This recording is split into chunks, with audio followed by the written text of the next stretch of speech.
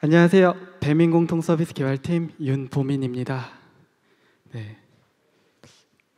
이번 발표는 우아한 데이터 허브 200억 건 데이터 안전하게 처리하는 대용량 시스템 구축하기 관련해서 설명드릴 예정입니다. 네, 세션에 대해서 궁금한 점이 있으시다면 여기 QR코드를 통해 남겨주시면 되고요. 그래서 질문들은 모두 취합해서 나중에 이제 발표 끝나고 모두 여기 현장에서 답변 드릴 예정입니다. 네, QR코드 좀 아직 찍으시는 것 같은데 찍으신 것 같아서 발표 시작하겠습니다. 네, 이번 세션은 특별하게 60분으로 진행이 되는데요. 그래서 파트를 나눠서 진행이 돼요. 그래서 첫 번째 파트는 대규모 데이터 시스템 아키텍처 편이고요. 저와 김병환 님이 설명을 드릴 예정입니다.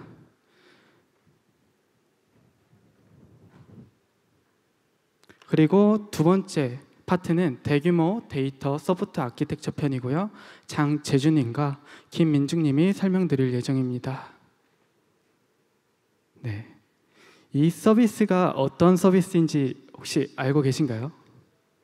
네, 이 서비스는 혜택 모아보기라는 서비스인데요. 한 회원이 이제 누렸던 혜택이나 누릴 수 있는 혜택을 한 지면에 표현해주는 아주 훌륭한 배민의 서비스인데요. 이 서비스를 구축하기 위해서 이런 데이터들이 필요합니다.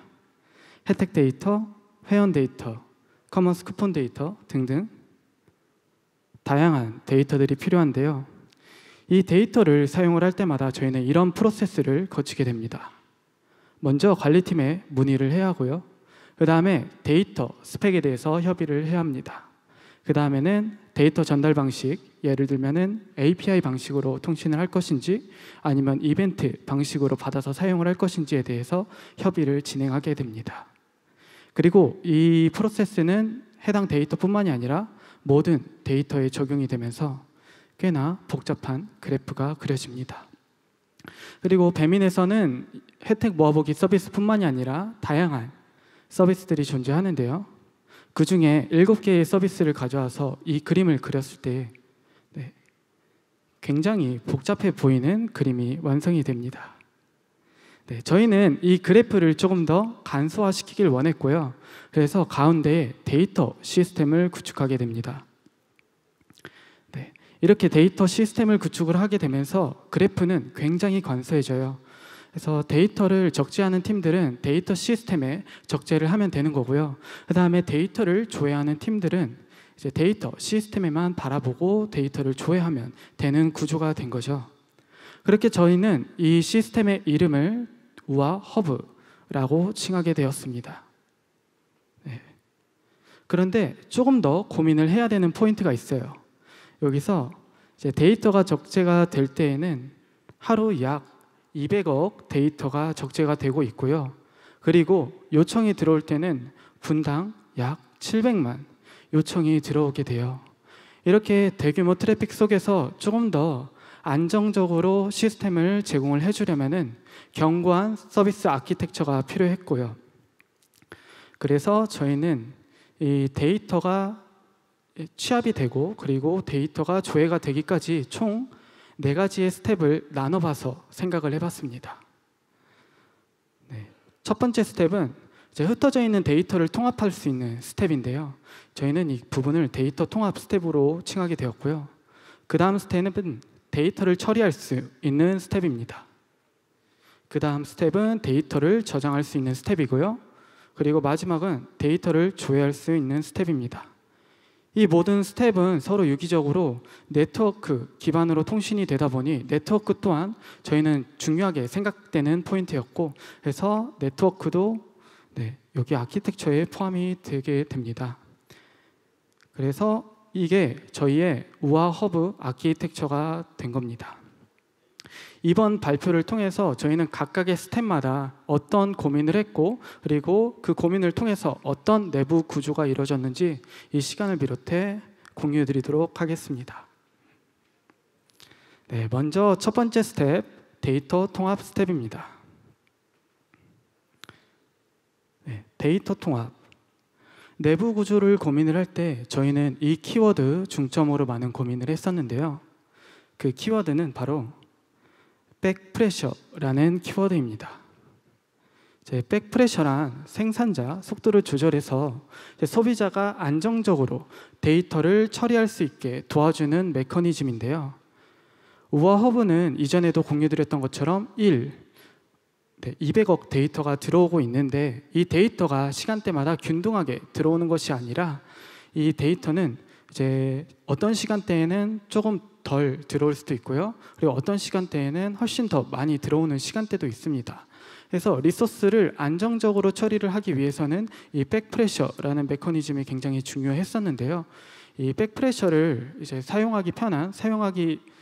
구현하기 편한 기반의 아키텍처를 선택을 하게 되었습니다. 그 아키텍처는 바로 이벤트 드리븐 아키텍처입니다. 저희는 이 이벤트 기반의 아키텍처를 저희 나름대로 해석해서 내부 구조를 구성을 해봤는데요. 내부 구조는 다음과 같이 나왔습니다. 먼저 데이터가 전송이 되면은 퍼블리셔 서버가 그 해당하는 데이터를 받아서 카프카라는 이벤트 브로커에 이벤트를 전달하게 됩니다. 그리고 리스너 서버는 그 이벤트를 받아서 바로 다음 스텝인, 여기서는 데이터 처리 스텝이죠. 데이터 처리 스텝에 그 이벤트를 넘기게 됩니다. 그래서 각각의 서버마다 어떤 역할을 하고 있는지 한번 살펴보도록 할게요. 먼저 퍼블리셔 서버입니다. 퍼블리셔 서버 먼저 살펴보도록 하겠습니다.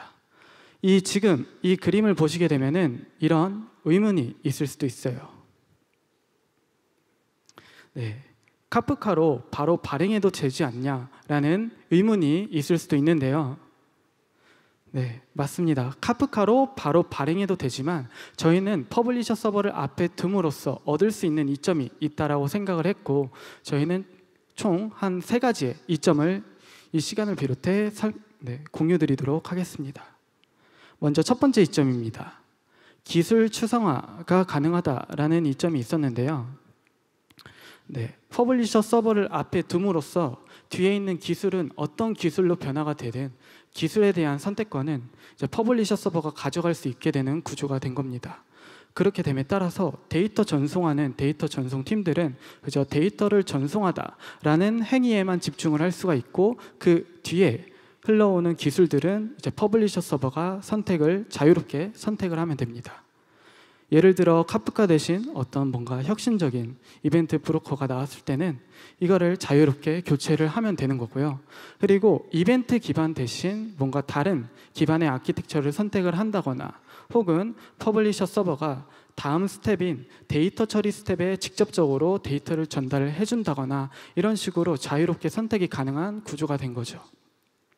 실질적으로 지금 현재 보시는 그림은 카프카가 장애가 났을 때 바로 퍼블리셔가 데이터 처리 스텝으로 넘어갈 수 있도록 세운 펄백 로직입니다.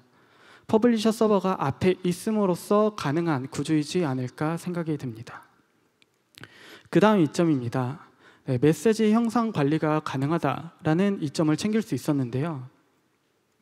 퍼블리셔 서버는 우아 RPC 서버로 띄어져 있습니다.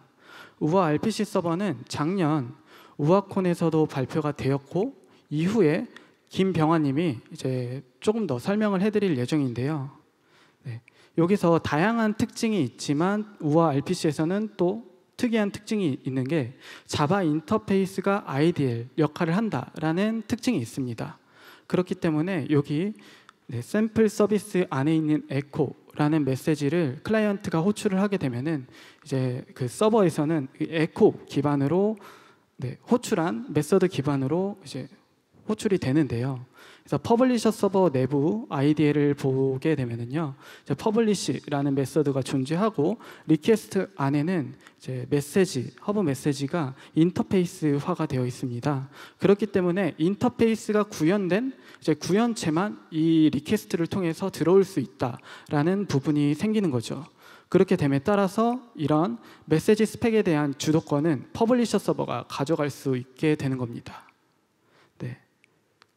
그래서 한번 흐름을 살펴보도록 할게요. 여기 앞에는 도메인 서버들이 존재하고요. 그 다음에는 이제 우아 허브가 존재하면요, 이제 우아 허브와 도메인 서버는 각각 어느 정도 메시지 스펙 협의를 진행을 합니다. 그럼 어느 정도 나온 메시지 스펙 기준으로 허브 메시지를 구현을 해서 사내 넥서스에 구현체를 올리게 됩니다. 그러면 각각의 서버들은 그 구현체를 바라보고 어떤 필드가 필요한지 살펴보고 그 필드를 채워서 이제 우어허브, 여기서는 퍼블리셔 서버죠. 퍼블리셔 서버에 그 데이터를 전송을 하게 됩니다. 이렇게 이런 방식으로 저희는 메시지 형성 관리를 진행을 하고 있고요. 그래서 뒤에 있는 스텝들은 이 메시지 형상이 관리된 메시지 기준으로 통신을 하기 때문에 굉장히 안정적으로 데이터를 처리할 수 있다라는 큰 장점이 있을 것 같습니다. 그 다음에는 이제 퍼블리셔 서버가 순서 보장이 가능하다라는 이점이 있습니다. 이제 순서 보장 같은 경우는 카프카를 통해서 토픽 안에 같은 파티션 안에 메시지가 들어가게 되면은 그 메시지 간에는 어느 정도 순서 보장이 가능하다라는 장점이 있어요. 그래서 이전에 공유해드렸던 허브 메시지라는 인터페이스를 살펴보게 되면은 메시지 아이디를 구현을 할 수가 있는데요. 메시지 아이디가 같은 메시지끼리는 같은 파티션에 들어가도록 설계가 되어 있습니다. 그렇기 때문에 그 메시지 아이디가 같은 메시지끼리는 이제 같은 파티션에 들어가기 때문에 어느 정도 순서 보장이 가능하다라는 부분이 있습니다. 여기까지가 퍼블리셔 서버가 가져다 주는 이점이었고요. 그 다음에 살펴볼 서버는 리스너 서버. 리스너 서버가 주는 이점에 대해서 한번 살펴보도록 하겠습니다. 리스너 서버도 총 3가지 이점으로 한번 준비를 해봤는데요. 먼저 첫 번째 이점입니다. 백프레셔. 이전에 공유드렸던 키워드 백프레셔가 가능하다라는 장점이 있었는데요. 리스너 서버는 카프카와 스프링을 이용을 해서 구현이 되어 있는데요. 이제 리스너에 이제 카프카의 컨커런시 개수를 지정을 할 수가 있는데 이 컨커런시 개수를 지정을 하게 되면은 컨슈머가 처리할 스레드 개수를 지정을 할 수가 있습니다. 그렇게 되면은 이제 저희는 내부적으로 메시지별로 컨슈머가 처리할 메시지별로 이 컨커런시 개수를 따로 가져갈 수 있는 전략을 커스터마이징 했기 때문에 메시지별로 컨슈머가 처리할 스레드 개수를 지정할 수 있게 되는 겁니다. 이런 방식으로 저희는 백프레셔가 가능하고 그렇기 때문에 어떤 특정 메시지는 빠르게 처리가 되어야 된다라고 하면은 이 컨커런시 개수를 조금 더 늘리면 되는 거고요. 어떤 메시지는 리소스 부하 때문에 좀 천천히 진행이 되어야 된다라고 하면은 그거에 맞게끔 적정 수만큼 컨커런시 개수를 조정을 하면 되는 겁니다. 그 다음 이점은 메시지 재발행이 가능하다라는 이점이 있는데요. Abstract Consumer Seek Aware를 구현을 하게 되면은 Consumer Seek Callback을 가져올 수 있습니다. 저희는 이 메서드 중에 Seek to Timestamp라는 기능을 이용을 해서 메서드를 이용을 해서 해당 시간대 기준으로 이제 리와인드, 즉 재발행 할 수 있는 구조를 만들었는데요. 이런 부분을 좀 더 편하게 사용을 할 수 있도록 어드민에서도 이제 제공을 해주고 있습니다. 그리고 마지막으로 살펴볼 리스너 서버의 이점입니다. 컨슘 제어가 가능하다라는 이점이 있는데요. 메시지 리스너 컨테이너의 스타트와 스탑 기능을 통해서 컨슘을 런타임의 시작과 중지가 가능하다라는 이점이 있습니다. 이 부분은 실제로 저희가 리소스 부하가 심하거나 리소스 교체가 필요할 때 이제 런타임에 실제로 이 기능을 사용해서 런타임에 교체했던 작업이 있었는데요. 이 컨슘 제어도 편하게 사용할 수 있도록 저희는 어드민 사이트를 통해서 제공해주고 있습니다. 여기까지가 데이터 통합 스텝 과정에서 저희가 고민하고 이제 구현했던 내부 구조였는데요. 이제 다음 스텝부터는 김병환님이 올라와 주셔서 이어서 발표해 줄 예정입니다.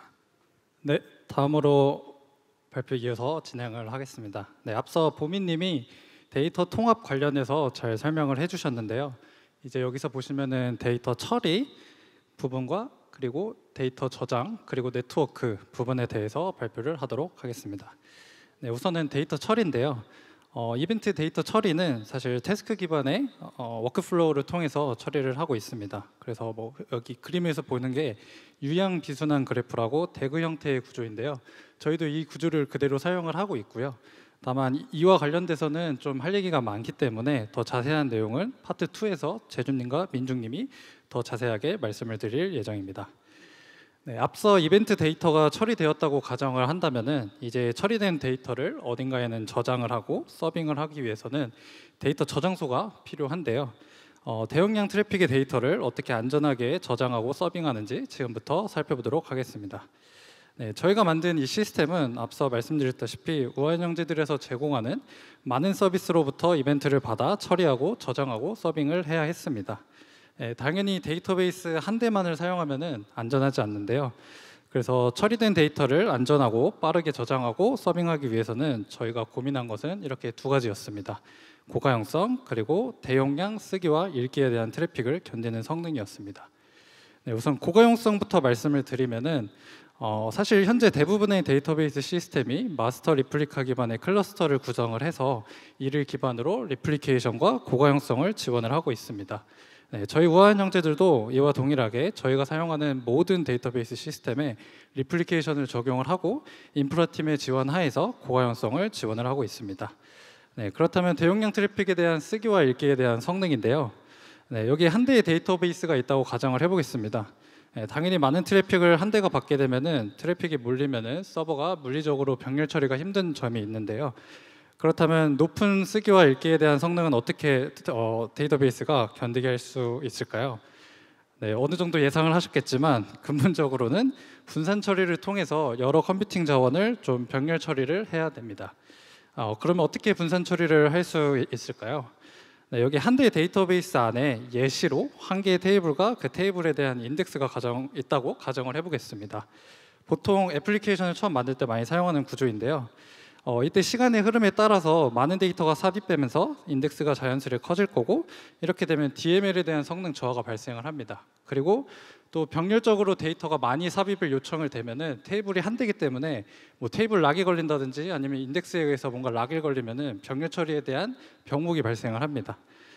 네, 그래서 이렇게 인덱스가 커질수록 자연스럽게 인덱스가 무거워지면서 DML에 대한 성능 문제를 발생하는 것을 해결하기 위해서는 하나의 테이블이 커지는 것을 방지하기 위해서 다음과 같이 뭐 키베이스드나 아니면 레인지드 베이스드, 뭐 아니면 디렉토리 베이스드 다양한 전략을 사용해서 수평 파티셔닝을 합니다. 이렇게 분할하는 가장 큰 이유는 인덱스가 나눠지고 또 테이블이 논리적으로 두 개이기 때문에 병렬 처리에 좀 장점이 있습니다. 네, 물론 이렇게 한 대에다가 파티션을 여러 개를 나눈다 그러면은 당연히 물리적인 데이터베이스가 한 대이기 때문에 다음과 같은 세 가지의 문제점이 발생을 합니다. 일단 스팟이고요. 그리고 두 번째는 스케일업만 가능한 구조, 세 번째는 쓰기 작업 시 병렬 작업이 어렵다는 점이 있습니다. 네, 이 세 가지 모두는 물리적으로 데이터베이스가 한 대이기 때문에 발생하는 문제인데요. 그래서 이러한 문제를 해결하기 위해서 보통 로우 기준으로 수평 파티셔닝 한 것을 다시 DB 기준으로 파티셔닝을 합니다. 그리고 이런 파티셔닝 방법을 보통 샤딩이라고 말을 많이 하고요. 저기서 샤드 1, 2 나눴고 파티션 4개였던 거를 1, 2는 샤드 1이, 3, 4는 샤드 2가 처리하는 것을 볼 수 있습니다. 네, 저희도 이러한 방식을 그대로 차용을 했고요. 좀 더 자세하게 말씀드리면은 여기 그림에서 볼 수 있다시피 데이터 A, B, C, D를 저장하거나 조회를 하면은 파티셔너를 통해서 파티션 번호를 얻습니다. 그리고 그 파티션 번호가 어떤 샤드에서 처리되는지를 알려주는 파티션 매퍼를 통해서 실제로 데이터베이스에 요청이 가게 되는 이런 구조입니다. 그래서 이제 저희가 고민해야 되는 부분은 여기 중간에 있는 파티셔너와 파티션 매퍼였습니다. 네, 이때 두 가지 고민이 있는데요. 첫 번째는 어떤 레벨에서 이걸 구현해야 되는가. 뭐 크게 보면 애플리케이션 레벨과 데이터베이스 레벨이 있습니다. 그리고 두 번째는 샤딩에 대한 전략을 어떻게 해야 되는가. 이 두 가지였습니다. 네, 첫 번째부터 말씀드리면은 AWS 서비스를 저희 우한 형제들은 굉장히 많이 활용을 하고 있는데요.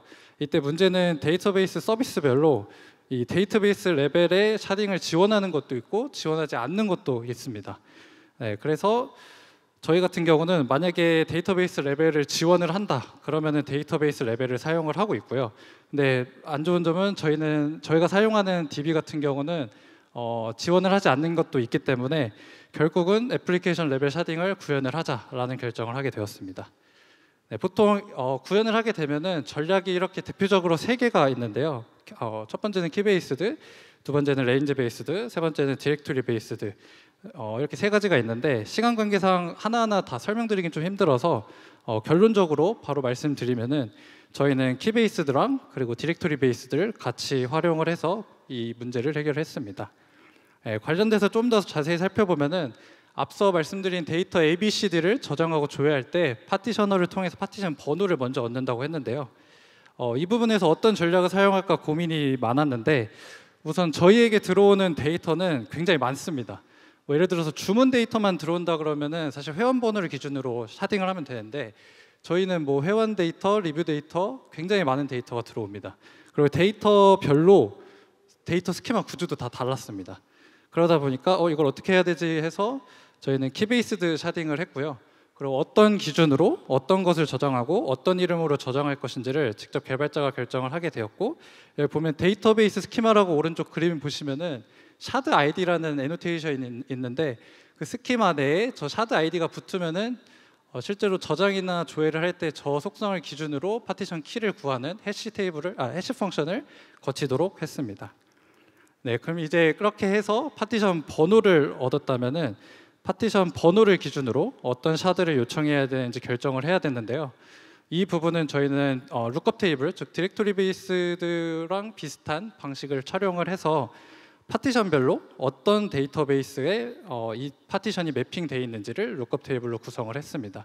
그래서 오른쪽 보시면은 주로 주키퍼를 사용을 하는데 어떤 서버는 또 폴백용으로 그냥 야무를 사용해서 사용을 하고 있습니다. 뭐 예시를 들면은 파티션 번호가 0부터 9까지는 0번 샤드, 뭐 10부터 19까지는 1번 샤드, 뭐 이런 식으로 해서 룩업 테이블을 구성을 했습니다.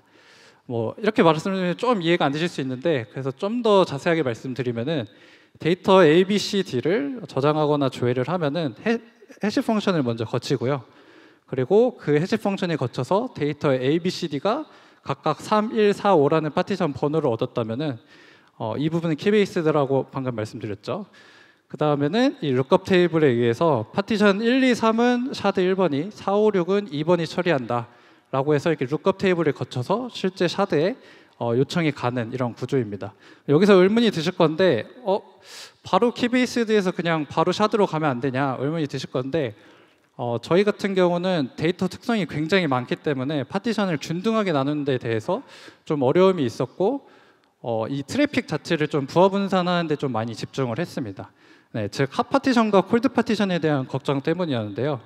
뭐 예를 들어서 도메인이 하나다라고 하면은 주문 순번 그대로 파티션 수를 나누면은 파티션 번호를 사용해서 그대로 키베이스드로도 사용을 할 수 있습니다.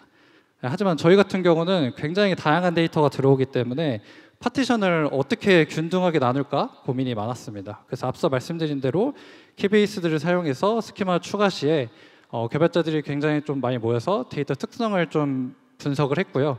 뭐 코드 리뷰를 통해서도 굉장히 많은 분석을 해서 설계를 하게 되었습니다. 하지만 그럼에도 다음과 같이 핫 파티션과 콜드 파티션을 피하기는 좀 힘들었는데요. 물론 이제 여기 그림을 보시면 샤드 1에 핫이 2개가 몰려 있는 걸 보실 수 있습니다. 이렇게 되면은 샤드 1에만 트래픽이 들어가기 때문에 부하 분산이 제대로 되지 않는다라고 볼 수 있습니다. 네, 물론 정도가 심하지 않는다라고 하면은 저희도 새벽 시간에 리밸런싱을 진행을 하긴 하는데요. 리밸런싱은 비용이 크고 소요 시간 예측이 어렵다는 점이 단점입니다. 그리고 실시간으로 처리하기도 좀 어렵죠. 그래서 아까 말씀드린 대로 룩업 테이블을 잘 활용을 해서 핫이 2개 있는 샤드 1에서 룩업 테이블만 수정을 해서 샤드 2로 핫 파티션이 갈 수 있도록 이렇게 구성을 했습니다. 네, 즉 핫 파티션은 따로 두고 콜드 파티션은 같이 둬서 부하 분산을 최대한 분산하는 이런 구조이고요.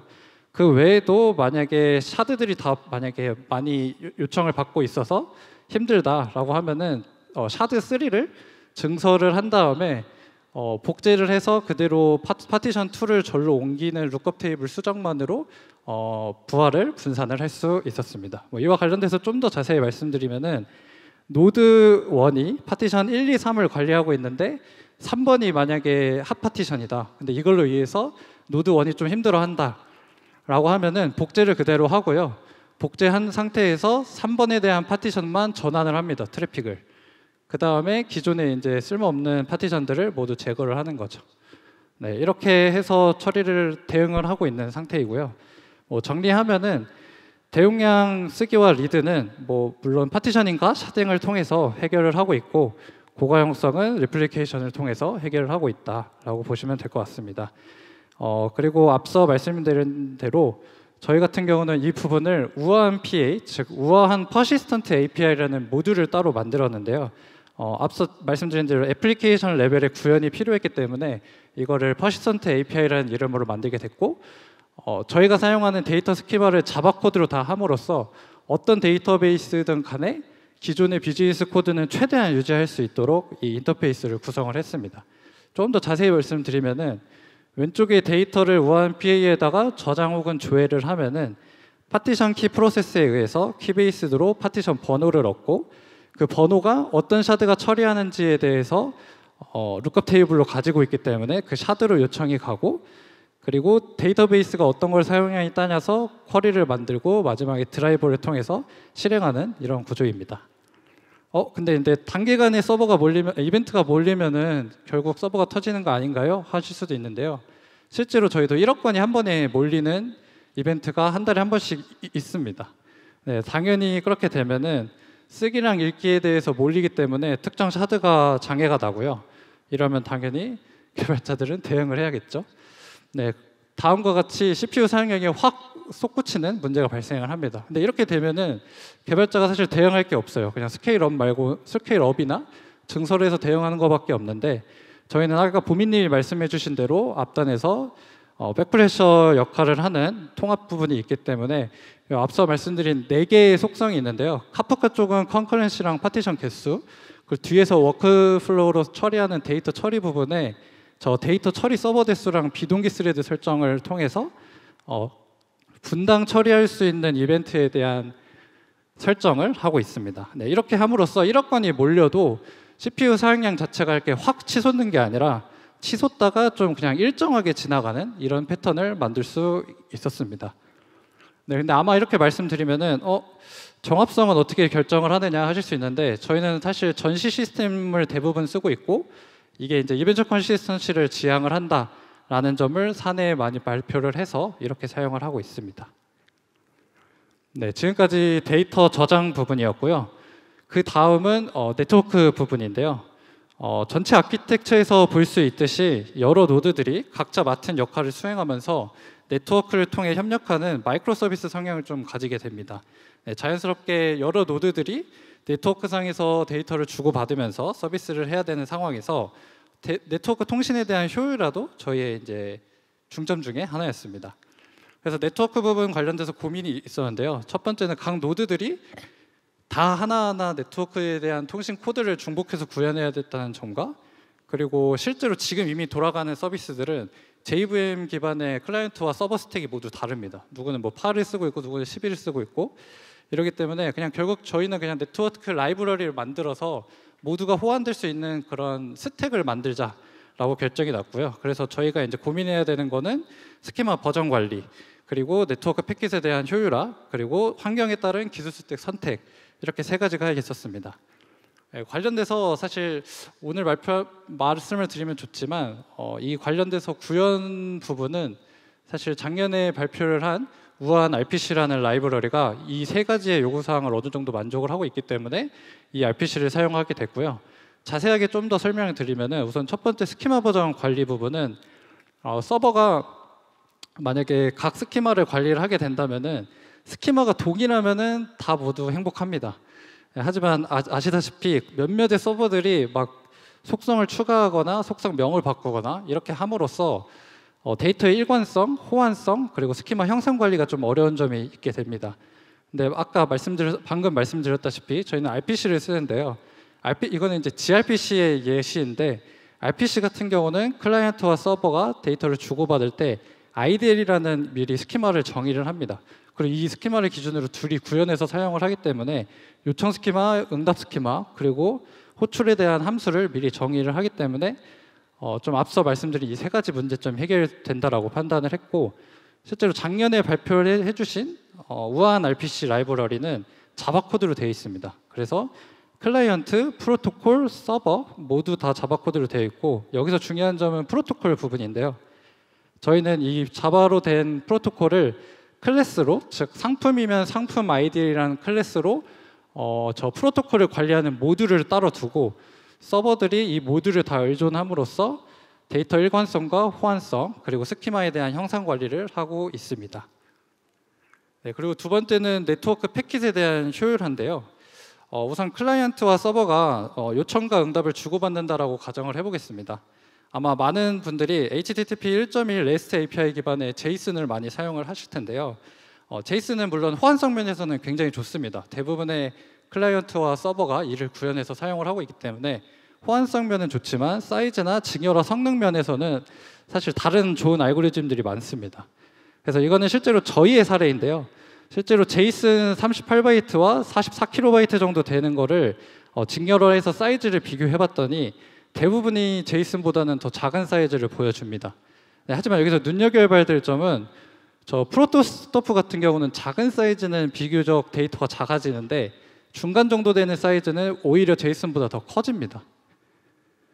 네, 그리고 또 한 가지는 직렬화, 역직렬화에 시간이 오래 걸리는 거 아니냐. 당연히 압축이 더 되니까. 근데 이것도 실제로 100만 번 정도 제가 한번 돌려본 데이터인데요. 38바이트 같은 경우는 제이슨보다 뭐 프로토스토프가 훨씬 더 작게 데이터 사이즈도 작은데 시간도 오히려 더 적게 걸립니다. 근데 여기서 중요한 점은 제이슨 같은 경우도 데이터 사이즈가 작으면 좀 오래 걸리고 길면은 좀 적게 걸리는 이런 특성이 있고 프로토스토프 같은 경우도 작은 사이즈면 적게 근데 하지만 중간 정도 사이즈 되면은 제이슨보다도 더 길어집니다.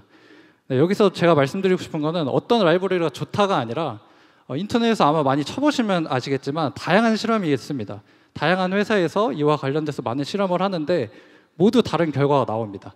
네, 그 이유는 정답은 없고 데이터의 특성에 따라서 라이브러리를 선택하는 것이 좋기 때문인데요. 네, 이렇게 하기 위해서는 우선 두 노드 간의 약속이 먼저 선행이 돼야 됩니다. 뭐 예를 들어서 아이디 1번에 대한 상품 데이터를 보내줘라고 클라이언트가 보내는데 당연히 제이슨으로 보내주겠지라고 했는데 서버에서 갑자기 메시지 픽이랑 지집으로 해서 압축을 보내면은 클라이언트 입장에서는 솔직히 어떻게 해석해야 되는지 모릅니다. 네, 그래서 이거를 미리 약속을 해야 되는데 저희 같은 경우는 우아한 RPC에서 클라이언트가 요청을 보낼 때부터 응답으로 희망하는 직렬화 압축 알고리즘을 미리 선택을 할 수 있도록 해놨습니다. 네, 그리고 패킷에 대한 라이브러리도 다양하게 선택이 가능했고요. 이렇게 함으로써 클라이언트는 포맷은 메시지팩 그리고 압축은 지집으로 줘라고 하면은 저렇게 동일하게 주는 것을 볼 수 있습니다. 네, 이렇게 해서 좋았던 점은 아마 각 서버마다 주고받는 데이터의 특성이 모두 다를 텐데요. 그 특성에 맞춰서 저희가 직접 어떤 라이브러리를 사용할지를 결정을 할 수 있게 했습니다. 네, 그리고 마지막은 사실 기술 스택 선택인데요. 원래 클라이언트와 서버가 데이터를 주고받을 때 사실 서버 부분을 잘 보시면은 굉장히 많은 레이어를 거치게 됩니다. 네트워크 그리고 네트워크 I/O를 통해서 애플리케이션으로 데이터를 가져오는 부분 그리고 인터페이스 그리고 뭐 직렬화, 역직렬화 그리고 스레드 전략 이렇게 많은 처리를 하게 되는데요. 앞서 말씀드린 대로 이 직렬화 부분은 다음과 같이 이렇게 여러 가지를 선택할 수 있게 했고요. 네트워크랑 네트워크 I/O 부분도 네트워크 I/O 같은 경우는 네티그리즐리를 선택해서 쓸 수 있게 했고 네트워크 프로토콜 같은 경우는 gRPC 같은 경우는 사실 무조건 HTTP 2.0을 쓰도록 되어 있어서 그렇게 되어 있고 스리프트를 쓸 경우는 TCP 그리고 만약에 REST가 필요하다 그러면 HTTP 1.1 이렇게 선택해서 스택을 선택해서 사용을 할 수 있도록 했습니다. 스레드 전략은 예상하셨다시피 뭐 블로킹 방식과 웹플럭스와 같은 리액티브 스트림스 구현체 그리고 코르틴도 결합해서 같이 선택해서 사용할 수 있도록 했고요. 클라이언트 부분도 똑같이 네트워크 타고 네트워크 I/O 부분 타서 직렬화 그리고 RPC를 쓰기 때문에 RPC 같은 경우는 서비스 메시를 구현을 해줘야 되는데 보통 쿠버라고 하면은 이스티오 기반의 사이드카를 활용을 할 수 있겠지만 저희 같은 경우는 아직 쿠버가 아니라서 이 부분은 주키퍼를 사용을 해서 사용을 하고 있습니다. 네, 자세한 내용은 사실 오늘 발표는 시간이 좀 제한이 있기 때문에 작년 발표를 참고해 주시기 바랍니다. 네, 그리고 제가 성능 테스트를 했을 때 이 서버에 대한 성능에서 가장 차이가 많이 났던 거는 이 스레드 전략이었는데요.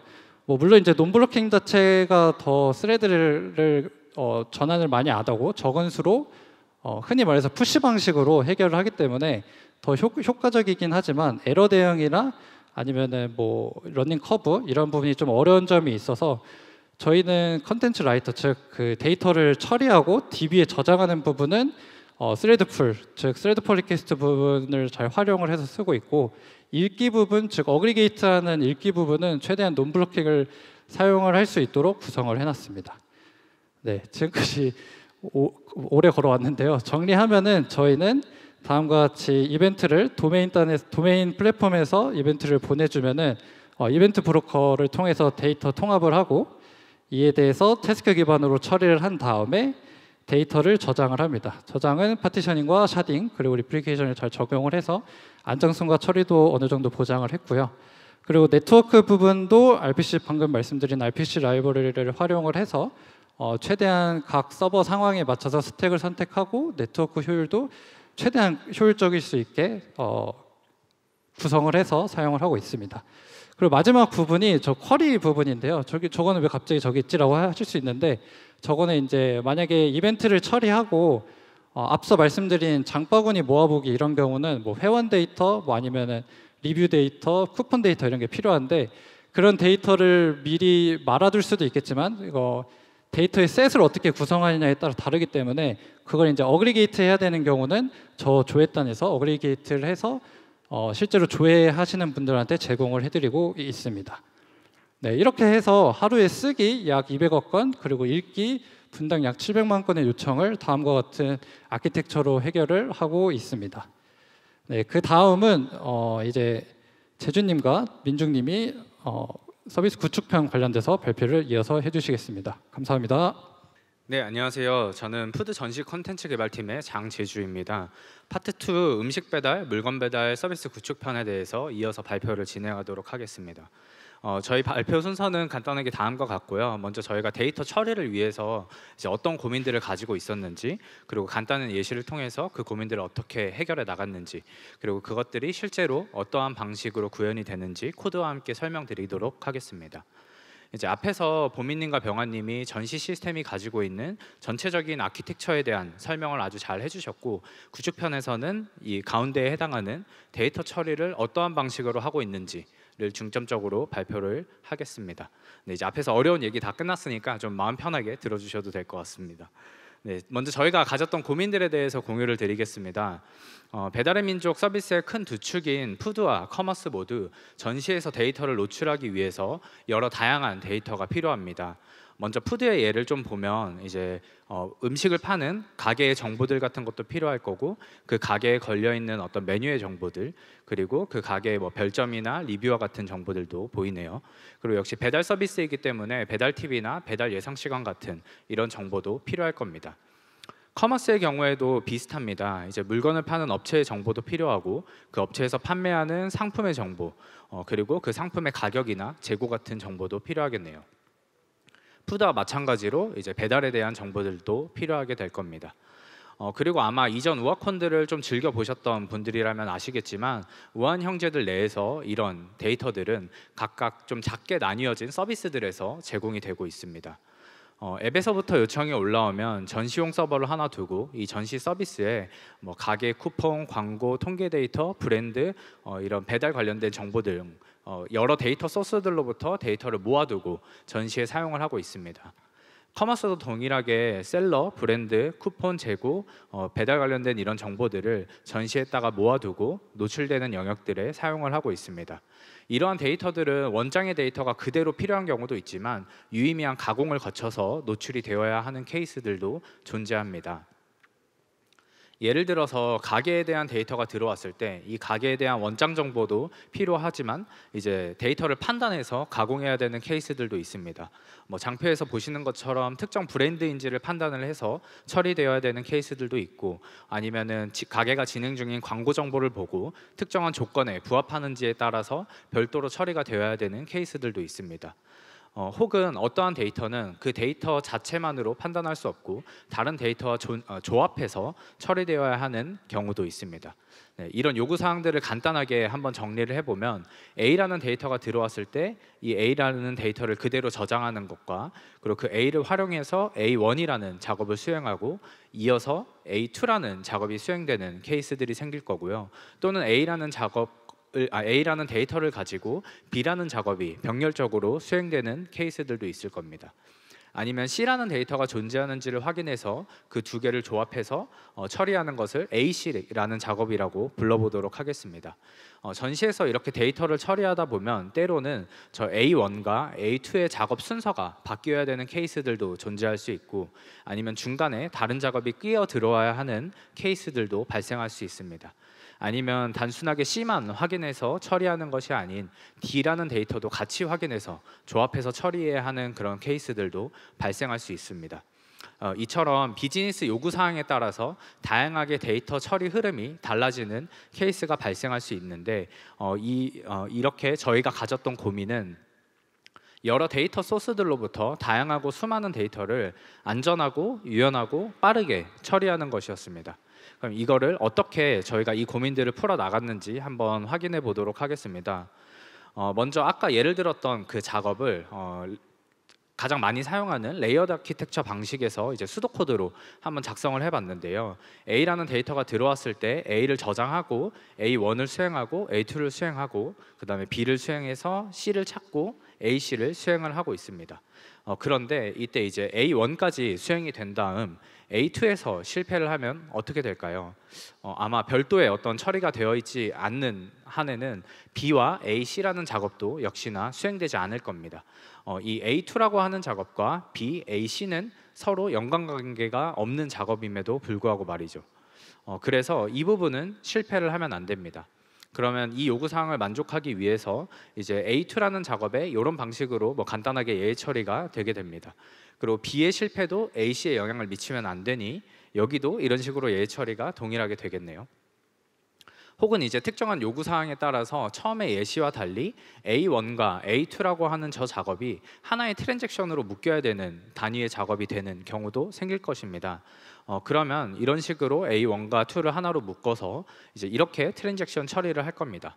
즉 어떤 데이터를 가지고 이것이 처리되는 어떤 작업들이 서로 영향을 미치는지 아니면 트랜잭션의 단위가 어떻게 구성이 되어야 하는지 혹은 서로의 수행 결과가 다음 수행에 영향을 미치는지 등 여러 가지 다양한 데이터의 흐름이 이렇게 코드 처리에 상당한 영향을 미친다는 것을 보실 수 있습니다. 그리고 아까 예시에서의 그 코드가 일반적인 스레드 기반의 방식에서는 아마 이런 방식으로 수행이 될 겁니다. 처음에 저희가 원했던 그 방식과는 조금 다르게 실행이 되죠.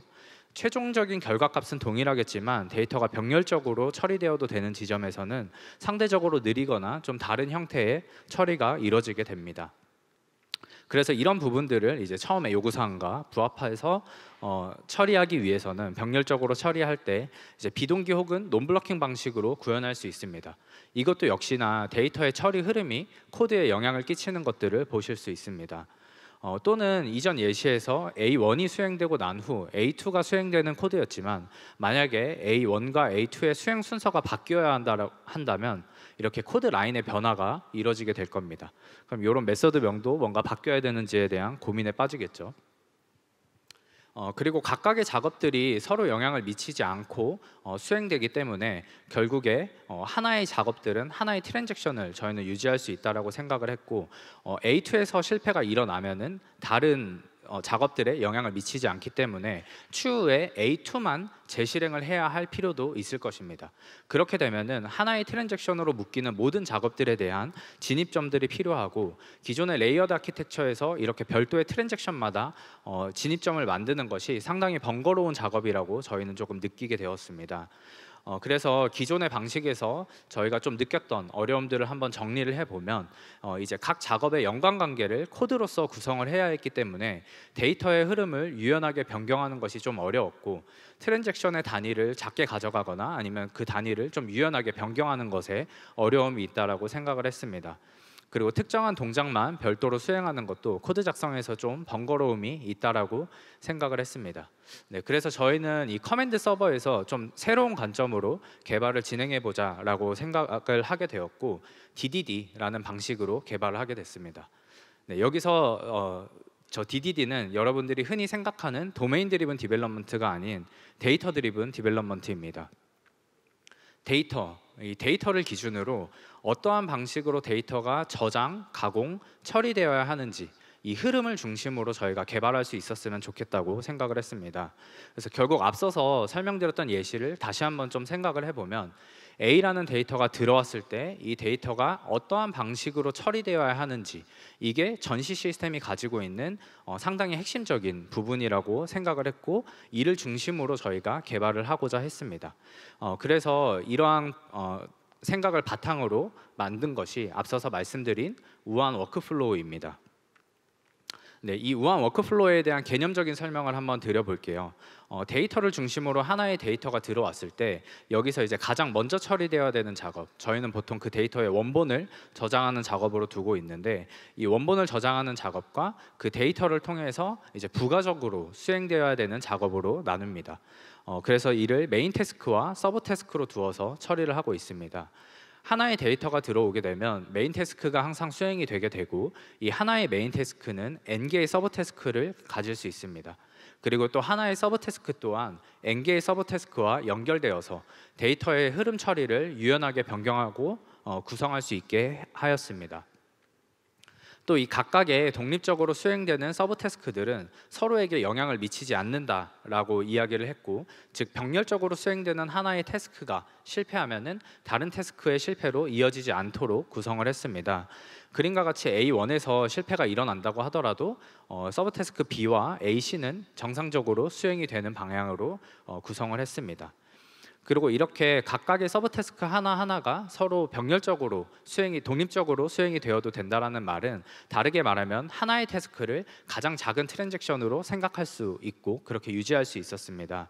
즉 하나의 태스크가 하나의 트랜잭션을 의미하기 때문에 그 트랜잭션만 재처리를 수행하기가 쉽고, 서브 태스크 A1에서 실패가 일어나게 된다면 그 A1 지점부터 재처리를 수행하도록 구성했습니다. 또한 이런 구조에서는 저희가 태스크의 재활용도 상당히 쉬워졌다라고 생각을 했는데요. 기존의 예시에서 A라는 데이터가 들어왔을 때 C를 찾아서 AC라는 작업을 수행하는 이런 작업들은 이제 C라는 데이터가 변경이 되어도 동일하게 수행되어야 하는 확률이 상당히 높습니다. 그래서 이제 C라는 데이터가 변경이 되었을 때 활용할 수 있도록 저희가 AC를 가지고 수행하는 작업을 하나 만들고, A라는 데이터의 흐름에도 수행할 수 있도록 하고 C라는 데이터의 흐름에도 동일한 코드를 재활용해서 태스크를 수행할 수 있도록 만들고자 했습니다. 네, 그리고 하나의 이 태스크는 저희 하나의 시스템에서 내부적으로 처리되는 코드일 수도 있고, 혹은 작년 우아콘을 보신 분들이라면 뭐 기억하실지 모르겠지만 RPC 방식으로 연결해서 다른 서버에 존재하는 태스크를 호출할 수도 있고, 아니면 API나 SNS나 카프카를 통해서 외부 서비스에 어떤 작업들을 호출할 수도 있습니다. 여기서도 마찬가지로 외부 시스템에서 장애가 난다면, 혹은 장애가 나거나 문제가 생겼을 때 그 해당하는 태스크만 수행하지 않고 외부 시스템의 장애가 정상화가 된 이후에 재발행하는 로직들만 처리해주면 됩니다. 네, 이상 이제 우한 워크플로우에 대한 한번 설명을 드려보면, 이제 저희는 데이터의 처리 흐름을 유연하게 변경 가능하도록 하는 방법을 좀 생각을 했었고, 트랜잭션의 단위를 마이크로하게 가져가서 좀 빠르게 처리하는 것과 그 단위를 유연하게 변경할 수 있도록 하고, 그리고 특정한 로직만 별도로 재처리할 수 있도록 데이터의 처리 흐름을 구성할 수 있는 우한 워크플로우를 만들었고, 이제 여기까지가 워크플로우에 대한 개념적인 설명이었고, 이후에 민중님께서 이제 어떻게 이 우한 워크플로우를 실제로 구성하고 사용하고 있는지 코드를 기반으로 함께 발표해 주실 예정입니다. 이제 마지막 순서인데요. 거의 6시가 다 돼가는데 아마 이쯤 되면은 여러분들 저희가 하는 말이 잘 안 들리고 결국에 좋은 거 만들고 있구나라고 생각하실 것 같아요. 근데 그게 되게 정확하게 이해를 하신 겁니다. 저희가 만들고 싶었던 거는 결국에 좋은 소프트웨어를 만드는 건데, 좋다라는 표현이 되게 광범위하고 상황마다 다른 것 같아요. 어떤 경우에는 정말 빠른 소프트웨어가 좋은 소프트웨어가 될 수도 있고, 또 어떤 경우에는 되게 무결점, 유연한 소프트웨어가 좋은 소프트웨어일 수도 있는데 저희가 이 시스템을 만들면서 가장 좋은 소프트웨어라고 생각을 했던 거는 좀 변경에 유연한 소프트웨어가 좋은 소프트웨어라고 생각을 했습니다. 저희가 비즈니스가 정말 많이 바뀌는데 그 새로운 기능들이 생기고 기능들이 바뀔 때마다 저희 코드에는 계속 변경이 일어나요. 근데 그런 변경들이 일어날 때 어떻게 하면 사이드 이펙트가 최소화될 수 있는지, 그리고 또 서로 소프트웨어 구성 요소 간에 최대한 영향을 덜 줄 수 있는지, 그리고 혹시나 실패가 발생했을 때 얼마나 유연하게 대응할 수 있는지, 그런 것들을 다 잘 할 수 있는 것들이 좋은 소프트웨어라고 생각을 했고요. 그래서 이런 것들을 이루기 위해서는 이제 저희 소프트웨어 아키텍처 안에서 결합력을 낮춰야 된다라고 생각을 했습니다. 그래서 결합력이라는 것도 소프트웨어 어떤 구성 요소가 또 다른 구성 요소를 바라볼 때 그 바라보는 것만으로도 생기는 결합력이 있을 수 있고, 그리고 그 상대방 구성 요소에 있는 메소드나 프로시저를 호출할 때 호출하면서 생기는 결합력이 있다라고 생각을 했습니다. 근데 사실 그 바라보면서 생기는 결합력은 지금 시중에 이제 오픈 소스들이 많이 이미 해결을 하고 있다라고 생각을 하는데요. 이제 대표적으로 스프링이 그 예시가 될 것 같아요. 지금 보시는 코드는 이제 굉장히 흔한 스프링 빈을 만드는 코드인데요. 이제 썸 컨트롤러라는 스프링 빈이 있고 이 컨트롤러가 A라는 서비스 그리고 B라는 서비스 두 개를 의존하고 있습니다.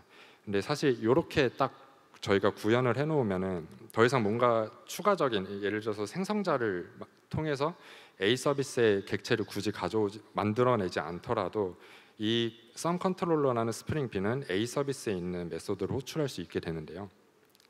이제 그 이유 자체가 스프링 프레임워크에서 이런 일들을 해주기 때문이에요. 그래서 개발자가 컨트롤러를 바라볼 때 이제 스프링 빈 팩토리가 거기에 해당하는 의존성을 주입을 해주고 있고, 이거를 저희가 이제 제어의 역행이라고 많이 표현을 하고 있는데, 그래서 개발자가 스프링 빈을 바라볼 때 이 서비스의 구현체가 나중에 뭐 어떻게 바뀔지, 또 다른 객체로 바뀔지, 아니면은 이 서비스를 의존하면서 추가로 이 서비스가 의존하고 있는 또 다른 빈들은 무엇인지 이제 알 필요가 없게 되는 거죠. 그래서 결국에 인스턴스의 생성과 관리를 프레임워크에 위임하면서 이제 의존도에 대한 결합, 이제 구성 요소를 바라보면서 생기는 결합력은 많이 감소된 형태로 저희가 이미 개발을 하고 있다라고 생각을 하는데요. 여전히 그러나 저 메소드를 호출할 때 앞에서 재준님이 설명해 주신 것처럼 호출에 대한 결합도는 여전히 남아있지 않나 이런 생각을 했습니다. 그래서 저희는 이런 거를 좀 해결해 나가면서 점점 더 좋은 소프트웨어를 만들고 싶었고요. 다시 그 앞에서 봤던 코드를 보면요, 이 코드는 이제 컴파일돼서 순서를 변경하거나 하고 싶은데, 만약에 run A1과 run A2의 순서를 변경하고 싶을 때 이게 바꿔도 될지 판단을 하려면은 저 안에 있는 구현체를 다 직접 파악을 해봐야 돼요. 그러다 보니까 굉장히 좀 어려움이 있고, 또 find C라는 메소드가 있는데 저 find C에서 조회를 시도했던 C라는 데이터가 실제로 없는 데이터인 경우는 어떻게 처리가 되어야 되는지, 그리고 그 데이터가 나오긴 나왔는데 저희가 기대했던, 예상치 못했던 값이 나와서 혹시 예외 처리는 필요하지 않은지 그런 처리들도 들어가야 되고, 이제 run AC라는 맨 마지막에 있는 메소드에서 만약에 외부 시스템을 호출하는데 그 외부 시스템이 장애여서 제대로 된 응답을 주지 못한다면은 뭔가 이 프로세스 A라는 전체 메소드를 재수행해야 되는데 실제로 실패한 건 run AC 메소드 하나인데 전체를 수행해야 되는 그런 문제가 있습니다. 그래서 저희는 이런 것들을 결국에 호출에 대한 결합력이 굉장히 높은 상태인 것이라고 문제를 진단을 했고요. 그래서 이런 문제들을 사실 해결하기 위해서 뭐 여러 가지 되게 많은 방법들이 있겠는데, 사실 뭐 개발자들끼리 잘 약속을 해서 우리 이런 식으로 개발하자라고 할 수도 있을 것 같아요. 근데 아마 경험해 보셨겠지만 그런 식으로 해서는 어떤 코드의 퀄리티를 보장받지는 못했던 것 같아요. 그래서 저희는 저희가 생각한 방법론을 좀 강제적으로 어떤 개발자가 오더라도 동일한 방식과 특성을 가진, 그러니까 동일한 코드의 퀄리티를 보장할 수 있는 방법이 있지 않을까 그런 생각을 했고요. 그래서 이런 일들을 좀 하기 위해서 저희가 첫 번째로 했던 거는 인터페이스를 하나 정했습니다. 이제 이름은 태스크라는 인터페이스인데 아마 태스크라는 이름을 계속 앞에서 많이 나와서 익숙하실 것 같아요. 그 아까 이제 재준님 그림에서 나왔던 그 네모칸 한 칸 한 칸을 저희는 태스크라고 부르고 있고, 이 태스크는 결국에 어떤 인풋이라는 데이터 타입을 받아서 아웃풋이라는 데이터 타입을 다시 반환하는 프로세스 메소드 딱 하나만 정의가 되어 있습니다. 그래서 만약에 저희가 이 태스크 안에 있는 프로세스 메소드에다가 이 태스크가 어떤 역할을 하는지 구현을 하고, 그리고 그 구현체가 언제든지 독립적으로 수행 가능한 독자적인 처리가 들어가고, 또 트랜잭션 단위로 들어가서 롤백이 돼야 되면 같이 롤백이 되고, 아니면 실패가 돼야 된다면 같이 실패하는 그런 단위 트랜잭션을 넣게 된다면 어떨까, 이런 생각을 했어요. 뭐 예를 들면 데이터를 저장하고 그리고 카프카로 발송해야 되는 처리가 있다면 사실 데이터 저장과 카프카 발송은 분리될 수 있는 트랜잭션이거든요. 그래서 그런 경우에는 각각의 태스크 2개가 나오고 각각 프로세스를 구현하고, 이런 방식으로 한다면 어떨까 생각을 해봤고요. 그래서 아까 그 코드를 저희가 정의한 태스크 인터페이스에 따라서 다 바꾸고 싶었는데요. 이제 바꾸게 되면 이런 형태가 됩니다. 그래서 각각의 메소드는 단일 역할을 하는 태스크로 만들어지고, 각각의 태스크는 이제 앞에 보여드린 인터페이스를 구현하는 구현체가 됩니다. 그리고 또 저희가 서비스 어노테이션을 붙이면서 이거를 다 스프링 빈으로 등록하고 있거든요. 그래서 빈으로 등록하기 때문에 언제 어디서든 이제 호출해서 불러와서 이제 호출할 수 있게 되는 상태가 되고, 그래서 만약에 이 태스크들을 잘 연결해서 실행을 하게 된다면은 오른쪽 그림과 같이 나오는데, 이 왼쪽에 있는 코드와 저 오른쪽에 있는 저 그림은 완전히 똑같은 처리를 하게 될 거예요. 결과값이 같은 결과가 나올 텐데, 그러나 동작하는 방식은 완전히 다르게 되죠. 이제 특성도 다르고요. 이제 왼쪽에서 만약에 find C가 실패했을 때 이 전체를 다시 다 수행을 해야 되지만, 오른쪽에서는 저 find C 역할을 하는 태스크 하나만 재실행을 하게 되면 할 수 있는 그런 상태가 되고요. 그래서 저희는 저희 서비스를 운영하면서 필요한 비즈니스 로직들을 다 이렇게 태스크로 만들었어요. 이제 그러다 보니까 저희 어플리케이션에는 정말 수많은 태스크들이 생기게 됐는데요. 이것들은 다 스프링 빈들이 될 거고, 이제부터 저희가 필요한 거는 이 태스크들을 어떻게 묶어서 어떻게 실행할 것인가에 대한 그런 방법이 필요했습니다. 저희 시스템이 보통은 이제 여기저기서 데이터를 수집해서 그걸 처리하는 시스템이다 보니까 카프카를 통해서 메시지를 받고 있는데요. 그래서 카프카 메시지가 들어올 때, 그러니까 데이터 변경이 일어났을 때 그 데이터에 필요한 처리들을 어떻게 수행할 것인가, 이런 여러 가지 처리들이 있는데 그걸 어떻게 하면 쭉 수행할 수 있을까, 그리고 중간에 만약에 태스크 하나가 실패를 하게 되면은 저기부터 혹은 저것만 다시 실행할 수 있을까, 그런 방법이 필요했고요. 결론적으로 저희 소프트웨어는 이제 2개의 개념으로 이루어져 있어요. 이제 태스크 그리고 플로우인데, 태스크는 아까 설명드린 것처럼 각각의 처리 단계를 나타냅니다. 그래서 이제 데이터에 적용되어야 되는 이제 여러 가지 비즈니스 로직들이 들어가게 될 거고, 이런 비즈니스 로직들의 순서를 제어하고 이제 어떻게 수행될지 그 방법에 대한 얘기가 플로우인데요.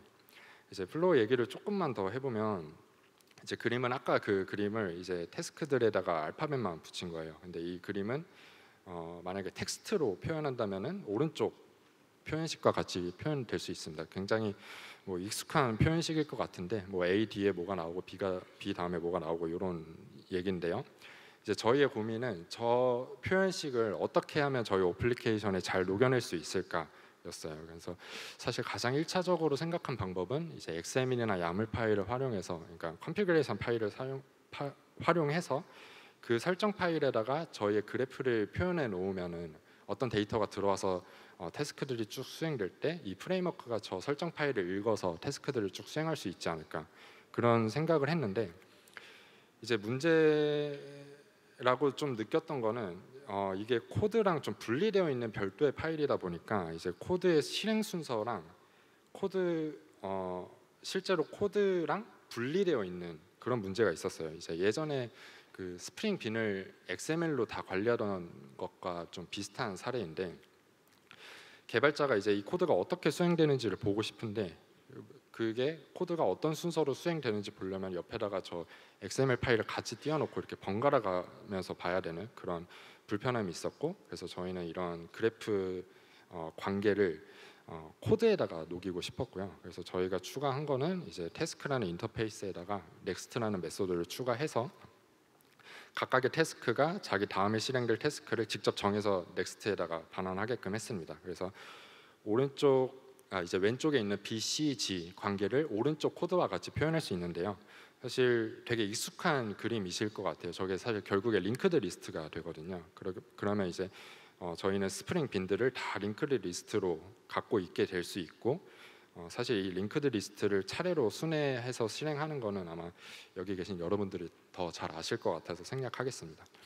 그래서 여기까지 이제 태스크들이 어떻게 수행될 수 있는지 그 방법을 정의하는 플로우에 대해서 설명을 드리긴 했는데, 지금까지 너무 추상적인 얘기만 한 것 같아서 잠깐 조금 저희 실제 코드를 보여드리면은 그냥 짧게 설명하고 넘어가겠습니다. 요거는 저희가 실제 사용하고 있는 코드이긴 한데 되게 좀 알아보기 쉽게 뺄 거 빼고 좀 바뀐 부분이 있어요. 그래서 설명드리고 싶었던 거는 태스크가 빈으로 등록된다는 거, 그리고 다음 태스크들을 이제 넥스트 메소드에서 반환하고 있다는 거, 그래서 이제 그림으로 표현하면 결국에 저렇게 그림이 표현될 수 있고요.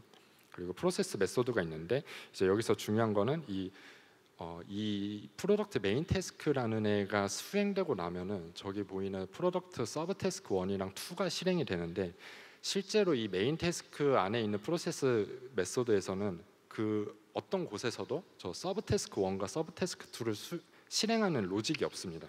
그러니까 결국에 이 태스크는 자기 할 일만 하고 다음 태스크를 수행하는 거는 프레임워크에 다 위임을 해서 이제 호출에 대한 결합도를 낮추고 있고요. 그리고 또 여기에는 이제 독자적인 처리가 가능하게 구현되어 있어서 언제든지 이 태스크만 따로 뽑아서 재처리를 할 수 있게끔 그렇게 구현을 했습니다. 그래서 정리를 하면은 이제 저희가 하고 싶었던 거는 이제 더 좋은 품질의 소프트웨어를 만들고 싶었고, 그런 저희가 생각했던 더 좋은 소프트웨어라는 거는 결국에 좀 구성 요소 간의 결합력이 낮아서 좀 유연한 그런 소프트웨어였고, 그거를 이루기 위해서 태스크라는 개념과 플로우라는 개념을 저희가 구현을 해냈다. 그리고 뭐 물론 앞으로 남은 과제도 굉장히 많은데 네, 그거는 생략을 하고 이제 발표는 여기서 마치도록 하겠습니다.